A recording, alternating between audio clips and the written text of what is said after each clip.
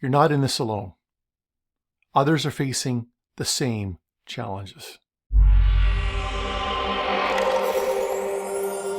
I recently sent an email to our 12 church subscribers with a question about what people's greatest roadblock or bottleneck or question is when it comes to disciple making. This is what I wrote.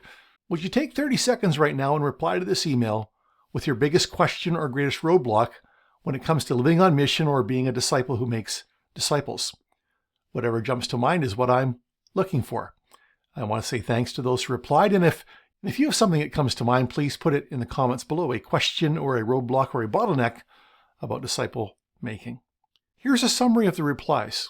And the last one, the most common one, might surprise you. Our most popular content in 12 Church is about evangelism training. Our most viewed YouTube videos about evangelism training, our free personal evangelism crash course, is the most signed up for thing that we offer on our website.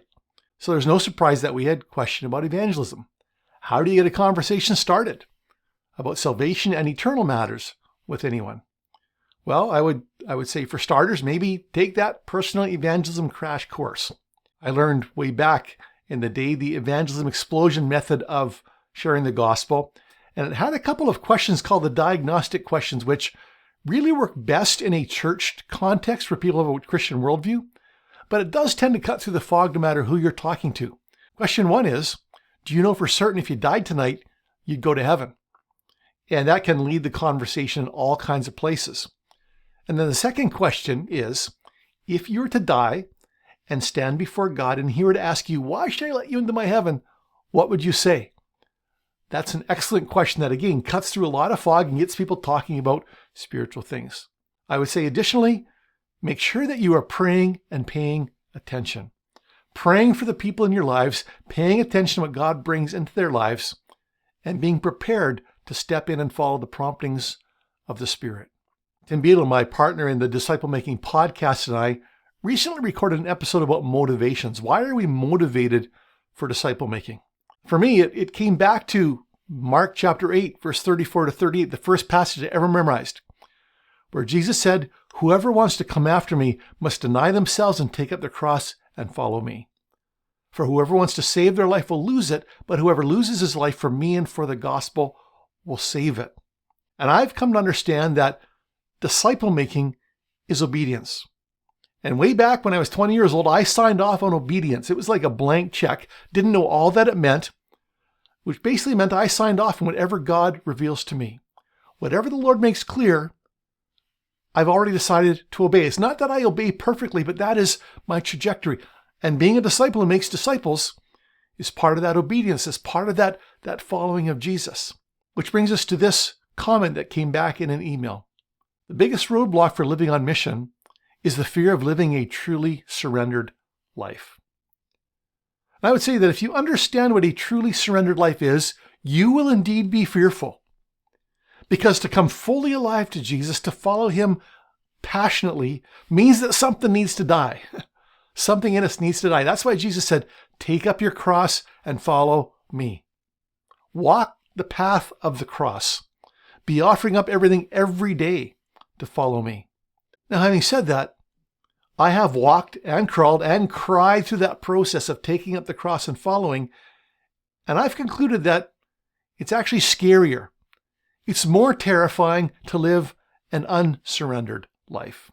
In the parable of the talents, where Jesus talks about using what we've been given, it's really a lesson on stewardship, whether it's stewardship of time or money or opportunity or gifts. That parable constantly challenges me. And I often pray for the Lord to help me to use all that He's given me wisely and well. Because He's given me, just like He's given you, so much freedom, so much opportunity, so many resources. I want the well done, not the, you really didn't do much that matters, did you? That thought is terrifying to me. One reply that I can relate to, in fact, I can relate to this so much that I could have written this word for word. In response to the question of roadblock in disciple making, this person replied, religious guilt. I've been a Christian since a child. I've gone to church all my life. And the message has been that attending church services, supporting the programs of the church, is what makes a good Christian. My time and money should go towards supporting the religious industry, and if I don't do this, This is bad. Yes, I can completely relate. So many times on Sunday mornings, I feel twitchy. I tell my wife, it's kind of weird that we're not going to church today. I feel a little guilty, and she'll reply, say, why? You're living on mission. And in fact, we're meeting with our group tonight. What I've discovered is that moving into a disciple-making lifestyle includes a lot of unlearning, a lot of recalibrating what it means to follow Jesus. Our Christian subculture is centralized, facility-based, time and program specific. That's not inherently evil, but the New Testament call is for an integrated, all-in, on-mission, everywhere, all the time way of living. And when we compartmentalize it all to a time and a place, as we are prone to do, that can be counterproductive. So I've come to understand that the evaluative question isn't, do you regularly attend a Sunday morning service and tithe to a local church? The evaluative question is, are you living all in on mission? 168 hours a week, following the promptings of the Spirit in your work and in your school and in your leisure time. And yes, in your involvement with other Christians in some form of the church. Related to this issue is the common challenge of time. Here's a few comments. There are so many things competing for my time. Personally, my biggest obstacle is time. I find the hardest part is balancing family and friends with being on mission to this world. Part of the remedy to this pressure is to keep doing what we're doing, but do it through the lens of mission. Doing our work, our neighborhood life, our leisure time through the lens of mission, blanketing all of these areas in our life in prayer, and praying for those we encounter according to Acts 26:18. Pray that their eyes would be opened, they'd turn from darkness to light, from the power of Satan to God, that they'd receive forgiveness of sins, a place among those sanctified by faith in Jesus. Because when we do that, we are then alert to the Spirit's prompting, and it reminds us, even as we pray those prayers, that we are on mission. But I would also add, when it comes to this issue of time, it's not about balance. The idea of moderation in everything is Greek philosophy, not biblical theology. I believe we are called in some measure to be imbalanced, to be strategically imbalanced. The Apostle Paul said, I become all things to all men, so I might by all possible means save some. Philippians 2, we read about the example of Jesus who humbled himself, who emptied himself. The king became a servant and died. We read in Acts chapter 8 that those who were scattered by persecution preached the gospel wherever they went. They were operating through the lens of mission. Caesar Kalinowski, in his Everyday Disciple teaching, talks about the natural rhythms of life, harnessing them all for mission, our meal times, our hobbies, our time in the workplace. See, the call is to integration versus compartmentalization of mission. It's not that we have life and work and play and then mission as another compartment. We have all of life being mission. Now, these are all very real challenges, but there is one that showed up more than the others. In fact, the first several replies I received all touched on the same thing, kind of alerted me to it, and then it started showing up in different ways. And here's some things people said. For me, it'd be nice to have a few more other like-minded people around. How does one go about finding the missional focused in a sea of church people? Another, I often feel alone or bored because I make space for these people, but they're not making time for living outside of just chilling. I currently don't have community. I'm praying for community.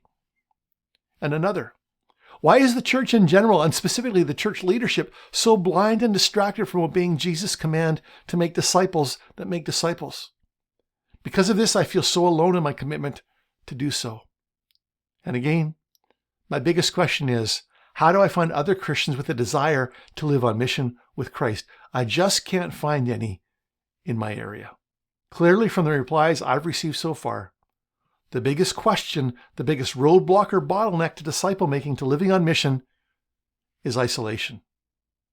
It's feeling like you got to go it alone. It's finding others in your area who want to live in a disciple-making life, finding other people who want to reorder their lives to live all in on mission with Jesus and with you. When Kristen and I started 12 Church, we prayed about who else to join with. We ended up talking with another couple we knew who we'd been in a small group with several years before. We explained what we were doing and asked if they wanted to join us. We're very grateful that they said yes, because then all of a sudden, there were 4 of us. In a way, finding others to join with us is not unlike evangelism, where we're praying and paying attention. or we're seeking direction from the Lord and following His promptings. So we pray and pay attention to those we think might be interested. And then we ask. Be clear about what you're trying to do, and then ask others to join you. Despite how you may feel, you're not alone. There are others like Elijah who thought he was the last one left. And we can sometimes feel that way. But there's always a remnant. There are others. There are people in your area, certainly online, who if you were to say, I want to learn how to live on mission, I want to learn how to be a disciple who makes disciples, would you be interested in meeting with me toward that end? There are people who, if you ask them that, will respond with excitement and relief and joy. Absolutely yes. May you find those people. Pray, pay attention, and then take the next step. Press on.